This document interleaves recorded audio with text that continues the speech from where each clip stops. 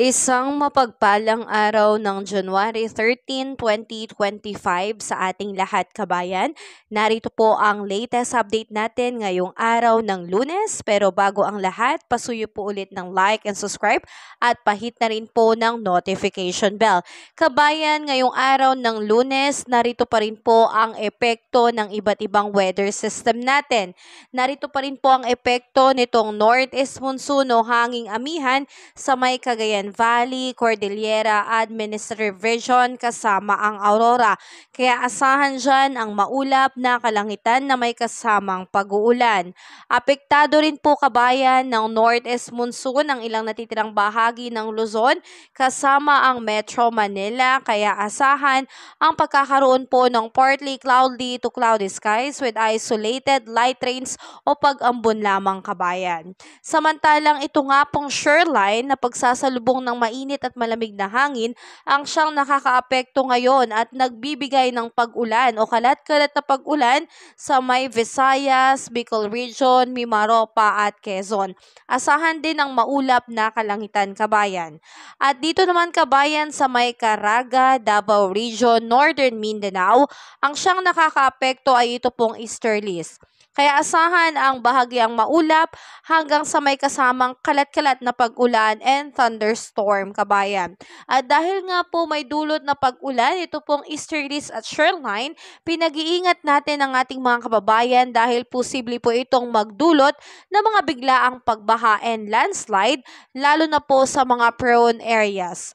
Dagdag pa natin dyan kabayan, ngayong araw na ito, inaasahan natin na ang air temperature ngayon sa luwag ay posibleng umabot up to 31 degrees Celsius, sa Baguio 22 degrees Celsius, sa Metro Manila 29 degrees Celsius, at sa Tagaytay po ay 29 degrees Celsius. Sa Tugigaraw at Legazpi po, maulan pa rin, kaya 26 degrees Celsius sa may Tugigaraw at sa Legazpi naman po ay 28 degrees Celsius. Samantalang sa may Puerto Princesa, Alcalan Island ay aabot po ng 30 degrees Celsius. Iloilo at Tacloban po ay 30 degrees Celsius. Cebu, Cagayan de Oro ay 31 degrees Celsius. Sa may Davao po, maulan din po, 32 degrees Celsius at sa may Zamboanga ay 33 degrees Celsius. Ngayon kabayan, inaasahan din po natin na may mga nakataas po na gale warning signals sa maraming baybayin po dito sa ating bansa. Inaasahan na ang taas ng alon ay aabot up to 2.8 to 4.5 meters. So mataas po yan kabayan. Kaya wag po muna tayong pumalaot sa mga baybaying aking babanggitin.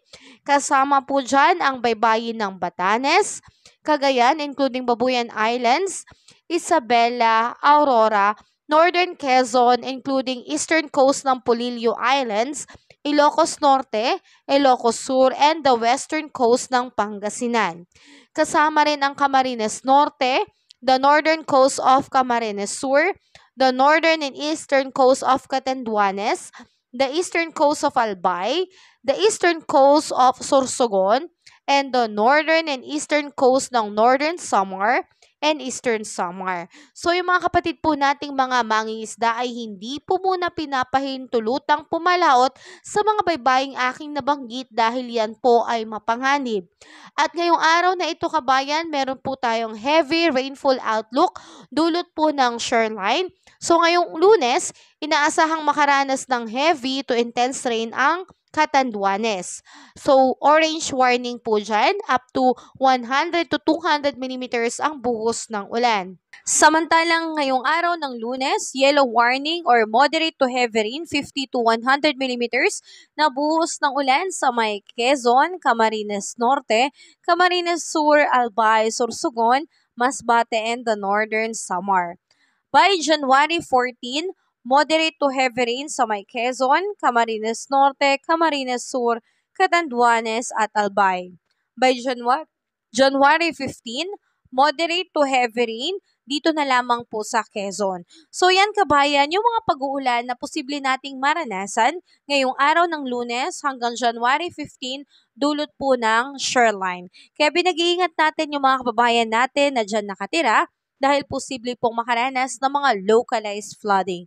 Sa ngayon kabayan, makikita natin dito sa ating weather system na malinis po. Wala po tayong anumang sama ng panahon, cloud cluster o LPA na namataan sa loob at labas ng Philippine Area of Responsibility. Kaya enjoy na po natin kabayan bago pa po merong unang bagyong dumating sa ating bansa. If ever kabayan na merong unang bagyo na papasok ngayong 2025, ito po ay tatawagin nating bagyong Auring. Pero habang wala pa po ito kabayan, tayo po ay dapat na maghanda.